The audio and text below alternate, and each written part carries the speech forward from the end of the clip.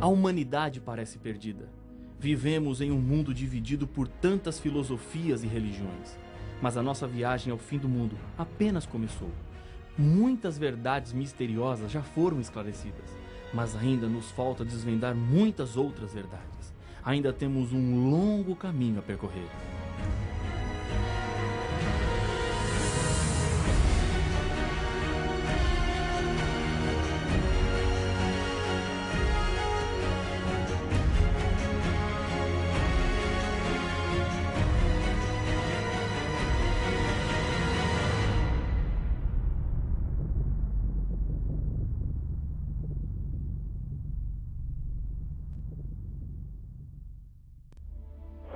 A maioria dos livros do Novo Testamento são cartas que foram escritas pelos santos apóstolos a várias congregações do passado, mas as mensagens não estão presas ao tempo, chegam até os nossos dias. O conteúdo dessas cartas é universal. Existe algo que faz do Apocalipse um livro realmente único. É a revelação de Jesus Cristo, expressa em cartas enviadas para 7 igrejas, situadas na Ásia, com instruções a elas, bem como mensagens proféticas aplicadas a 7 períodos específicos da história da igreja cristã. As cartas trazem mensagens que produzem crescimento e fortalecimento espiritual daquele que busca organizar a sua vida de acordo com as mensagens que vêm diretamente de Deus. Foram 7 igrejas que receberam as cartas de Deus: Éfeso, Esmirna, Pérgamo, Tiatira, Sardes, Filadélfia e Laodiceia. Existem pontos em comum em cada uma dessas cartas. Elas foram escritas para o anjo ou mensageiro de cada igreja. Em cada carta, Jesus apresenta-se com uma identificação especial adequada às necessidades deste período da igreja. Por exemplo, ao escrever a Esmirna, Jesus apresenta-se como o que esteve morto e tornou a viver. Em cada carta, há um elogio que reflete as virtudes da igreja, com exceção à carta de Laodiceia. Há uma reprovação, destinada a ajudar a crescer em áreas perigosas e problemáticas da igreja, com exceção às cartas para Esmirna e Filadélfia. Também aparecem nas cartas um conselho e uma promessa de Deus. 3 declarações aparecem nas mensagens a cada igreja e têm muita relevância e importância para os cristãos de todas as eras. Primeiro, conheço as tuas obras, conforme encontramos em Apocalipse capítulo 2, versos 2, 9, 13, 19, capítulo 3, verso 1, 8 e 15. Segundo, a expressão ao vencedor aparece em Apocalipse capítulo 2, versos 7, 11, 17 e 26, e no capítulo 3, nos versos 5, 12 e 21. Terceira expressão: quem tem ouvidos, ouça o que o Espírito diz às igrejas. Aparece em Apocalipse capítulo 2, versos 7, 11, 17, 29 e no capítulo 3, nos versos 6, 13 e 22. Dessas 3 declarações, surgem nitidamente 3 mensagens de Deus para todas as pessoas, em todos os tempos e em todas as épocas. 1. Deus me conhece totalmente e não posso enganá-lo. No Salmo 139, escrito por Davi, nos 3 primeiros versos, ele diz: Senhor, tu me sondas e me conheces. Sabes quando me sento e quando me levanto. De longe percebes os meus pensamentos. Sabe muito bem quando trabalho e quando descanso. Todos os meus caminhos são bem conhecidos por ti. Deus se importa com você. Tudo que está relacionado com a sua vida, Deus conhece. Ele sabe a sua dor e está sofrendo ao seu lado e lhe diz: não desanime, jamais. E daí surge a segunda mensagem de Deus nas cartas, e que também nos fala: quando Deus diz ao vencedor, Ele está dizendo que quer fazer de você um vencedor. Deus não te criou para ser um derrotado ou um fracassado. Em Filipenses capítulo 4, verso 13, a Bíblia nos diz que tudo posso naquele que me fortalece. A maior vitória que um ser humano pode alcançar é receber das mãos de Deus a vida eterna. E Deus quer lhe dar a vida eterna. Levante a sua cabeça. Se os problemas parecerem muito grandes, lembre-se sempre que Deus está contigo. Ele tem uma solução, mas saiba de uma coisa: a solução de Deus nem sempre é aquela que você queria, mas é sempre a melhor solução. Diz o Salmo capítulo 30, verso 5, ao anoitecer, pode vir o choro, mas a alegria vem pela manhã. 3. Para isso, devo sempre obedecer à voz do Espírito Santo de Deus. Ele não nos abandonou neste mundo sem nos mostrar claramente quais devem ser as nossas escolhas e decisões. Ele continua cuidando de tudo. As 7 igrejas que recebem as cartas formam a primeira série de 7 do livro do Apocalipse.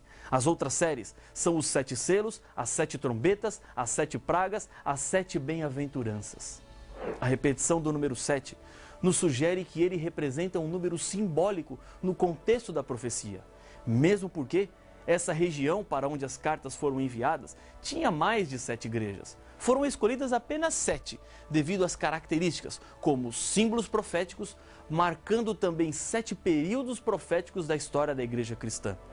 Uma das igrejas que estava nessa região era a de Hierápolis, que é mencionada por Paulo em Colossenses capítulo 4, verso 13, que encontrava-se entre Filadélfia e Laodiceia. Ela não foi escolhida para receber uma das cartas do Apocalipse, pois as suas características não serviriam para simbolizar um período no qual a igreja de Deus passaria aqui na terra. Jesus deixa bem claro a João que as revelações do Apocalipse estão direcionadas também para o futuro. Veja Apocalipse capítulo 1, verso 19. Escreve, pois, as coisas que viste, e as que são, e as que hão de acontecer depois destas. As revelações do Apocalipse chegam até a segunda vinda de Jesus Cristo à Terra. A volta é o grande clímax da história deste mundo e também representa o fim do mal e o começo de uma vida eterna e perfeita. Os 7 períodos históricos, no qual as 7 igrejas representam, terminam também com a volta de Jesus, a nossa maior esperança. A primeira igreja é a de Éfeso. Jesus a elogia em Apocalipse capítulo 2, verso 2, por causa do trabalho árduo e da perseverança. Ao mesmo tempo em que essa igreja não tolerava homens maus, colocando à prova os que diziam ser apóstolos, mas não eram. Em vários textos do Novo Testamento, encontramos a luta dos cristãos na formação da igreja para impedir que entrasse doutrinas falsas. A Bíblia é a nossa única e segura regra de fé e de vida. Tudo o que a igreja deve ensinar está contido nesse livro. Não são as opiniões de homens ou mulheres que importam quando estamos falando da verdade de Deus para este mundo. Infelizmente hoje, há muitas opiniões pessoais que estão se tornando verdades divinas na boca de muitos pregadores. Pessoas são enganadas em sua religiosidade. Preste atenção no que eu estou lhe dizendo. Estude a Bíblia. Procure saber através do texto sagrado qual é o verdadeiro caminho. Tudo o que lhes tenho falado nesses estudos está baseado no que Deus nos deixou revelado. A igreja de Éfeso não permitiu que a mentira se misturasse com a verdade. Assim deve ser a nossa posição. A reprovação diz que a igreja havia abandonado o seu primeiro amor. Algumas coisas que eles estavam fazendo não eram do agrado de Deus. E eles deveriam se arrepender daquelas coisas e abandonarem a prática. A igreja de Éfeso representa a época dos apóstolos, durante o primeiro século da era cristã. Foi um tempo de intenso crescimento do cristianismo. Nesta época, os cristãos chegaram a ser mais ou menos 6 milhões de pessoas. Era um período de pureza, fidelidade na doutrina e no estudo da Bíblia. A segunda igreja é a de Esmirna. Essa igreja somente recebe elogio. De Jesus a essa igreja, que conhecia as aflições e a pobreza da igreja. Mas a igreja, na verdade, era rica.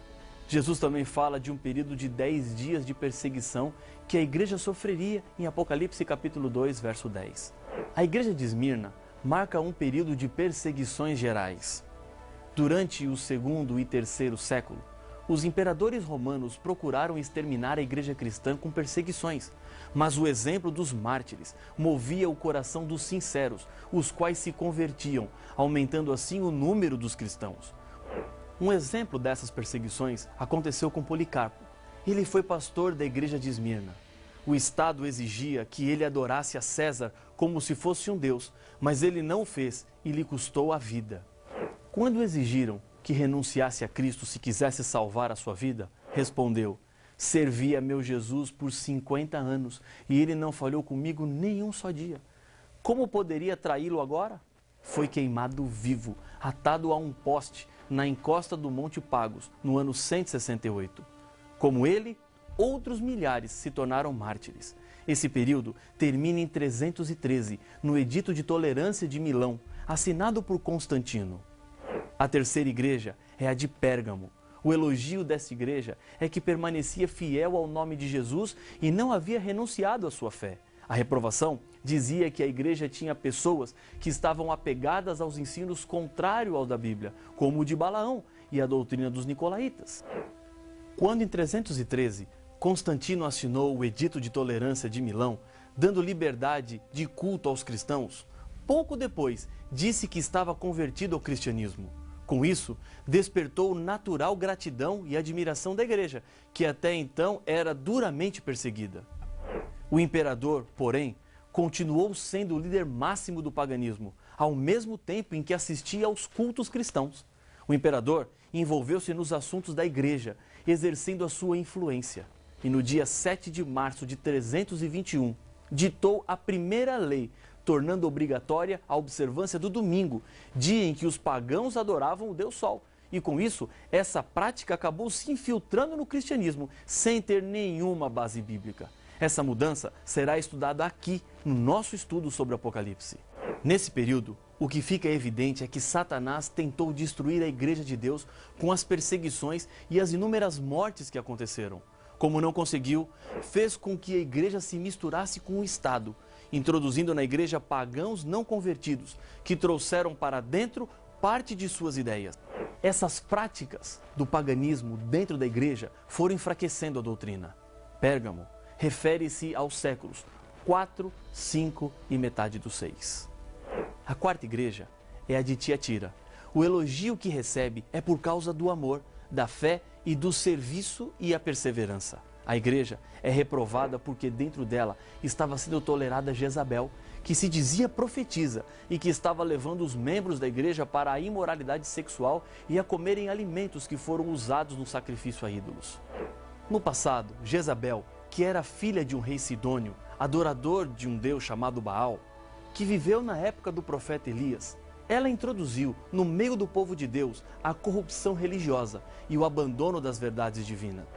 A mesma tragédia estava se repetindo agora na igreja de Tiatira, e Deus adverte contra os perigos que a igreja estava correndo por permitir que essas doutrinas falsas entrassem no dia a dia dos membros e das famílias cristãs da cidade.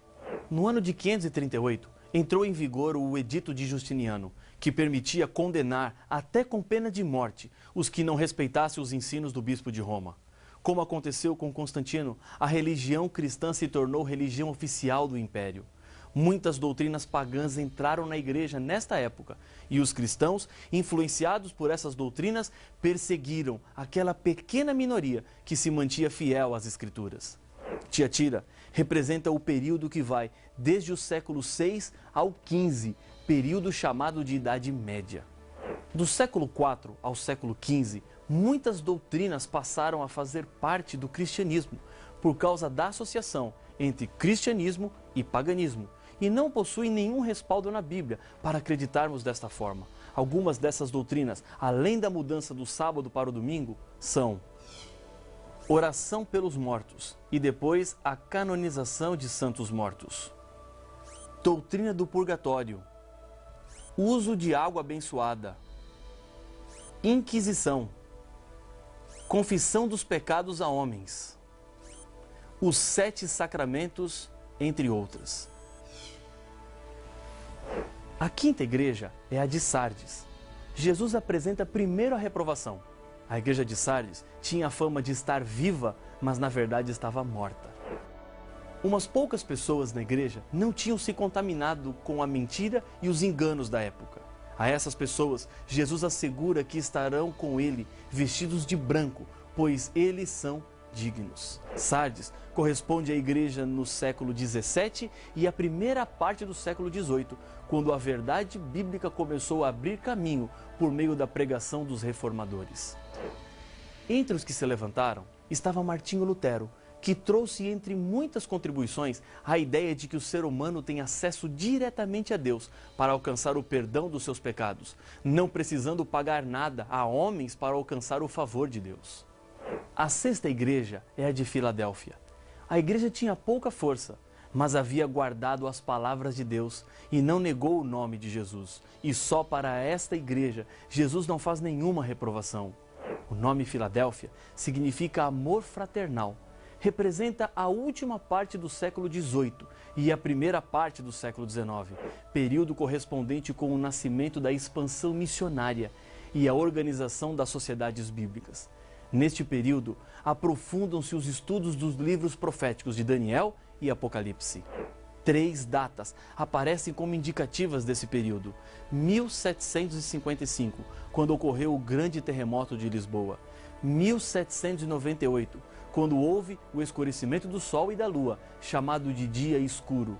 E 1833, quando aconteceu a queda das estrelas. E então, a última igreja é Laodiceia. Contrário às outras, essa igreja não recebe de Deus nenhum elogio, mas uma repreensão sobre a situação da igreja, marcada pela mornidão. Não era quente e nem fria, e Jesus afirma que estava a ponto de vomitá-la. Jesus diz a essa igreja: eu repreendo e disciplino a quantos amo. Sê, pois, zeloso e arrepende-te. Apocalipse capítulo 3, verso 19. Apesar da triste condição de autossuficiência e miséria espiritual de Laodiceia, Deus continua a amá-la. Não tolera seus erros, mas dirige conselhos mais comoventes e lhe oferece entrar em comunhão íntima com Ele. Para isso, diz Jesus: eis que estou à porta e bato. Se alguém ouvir a minha voz e abrir a porta, entrarei em sua casa e cearei com ele e ele comigo. Apocalipse capítulo 3, verso 20. Este período da igreja vai até a volta do Senhor Jesus. E é exatamente nesse período da história que nós estamos vivendo. Os conselhos dados às 7 igrejas nos mostram que já estamos às portas do grande encontro com Jesus Cristo. Ele vai voltar e o que Ele mais quer neste momento é que você abra a porta do seu coração, pois se Ele ficar de fora, não existe como você se salvar. Ele está batendo a porta do seu coração. Abra para Jesus entrar. Ele quer transformar a sua vida. Ele quer lhe ajudar nos seus problemas, dar forças e sabedoria para escolher aquilo que é certo. Essa deve ser a sua decisão. Para confirmá-la, eu convido você a orar comigo. Senhor, neste momento eu sei que bates a porta de muitos corações. Continue insistindo. Entre nessas vidas. Faça morada. Mude o nosso ser. Por isso eu entrego esta pessoa, este teu filho, esta tua filha que ora comigo neste momento. Em nome de Jesus. Amém.